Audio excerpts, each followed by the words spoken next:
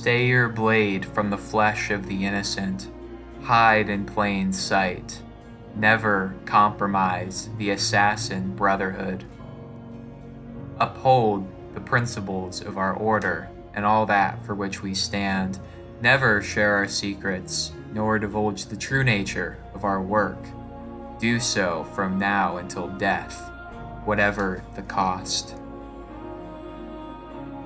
The Assassin's Creed series is often mistaken for an action series.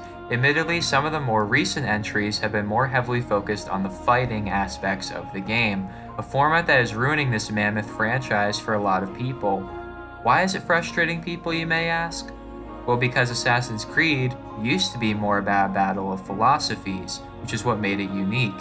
It was a battle of philosophies and ideologies between the Assassin Brotherhood and the Templar Order, both factions that mean to achieve the exact same goal: world peace.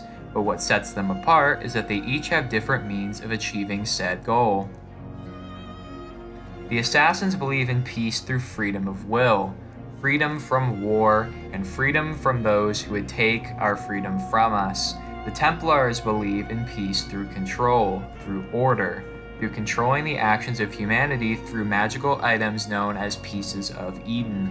Obviously, on paper, the Assassins are the clear-cut good guys. After all, they fight for freedom, justice, and independence of will, while the Templars fight for power and control. But is this always the case?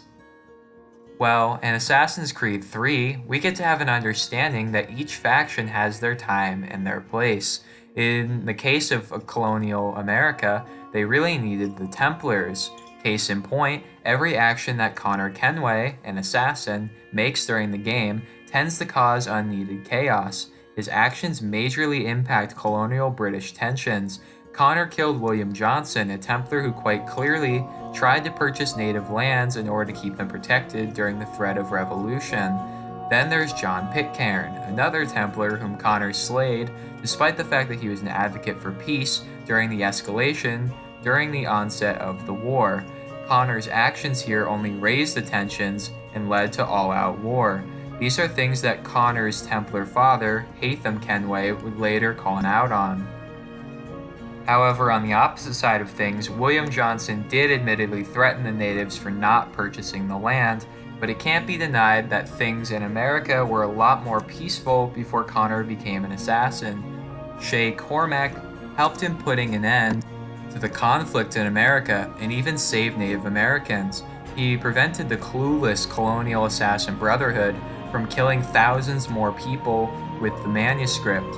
He had no choice but to betray the Assassins, or they would have destroyed at least one more city because they would not listen to Shay's warnings. The colonial assassins were bad in general. They all disregard the creed by harming innocents, exposing themselves, and compromising the existence of their brotherhood by not listening to Shay. In the case of colonial America, it can be argued that things were more peaceful with the Templars in charge. But that was just an example of poor assassins, you might be saying. Obviously the Templars, they're still bad. Well, other games have admittedly shown us that the Templars can be quite corrupt, like the Borgias in Assassin's Creed 2 and Brotherhood. They let themselves be corrupted and consumed by greed and lust. Any care they may have once had for the people died. The Assassins had to rise up in this case because the Templars had become too unstable to be in charge of anyone, much less everyone. They needed someone like Ezio Auditore da Firenze, who had the people's safety in mind. Same with Governor Torres in Assassin's Creed 4 Black Flag. He didn't care about the people at all, like a good Templar should. He just cared about himself and his glory. Edward Kenway had to rise up and take him down. Of course, some Templars are good, admittedly, like George Monroe, who was very selfless and always had the people's interest in mind and truly wanted to see a world that was defined by safety, development, and purpose. So now that we've seen good and bad assassins and Templars, which faction is right? In this endless battle of ideologies, which way of thinking reigns supreme? Who is good and who is evil? Is it the assassins who fight for the people but kill a lot of people to do it and don't always act in the people's best interest? Or is it the Templars who have a more tangible route to peace but are prone to let their greed consume them? I myself am more of a Templar, however I believe that it is up to you to decide who you want to be. Each faction has great members and awful ones. They both want to help the people, therefore both factions are more than honorable, even if they are both flawed at times. Both of them have their pros and their cons. It all depends on who you would be if you were in this universe. If you would be reckless or restrained, one bad egg shouldn't define your view on a faction. It all depends on how you act when you're a member of said faction. So as long as you stay true to yourself and keep the people around you in mind, then there is no wrong decision here.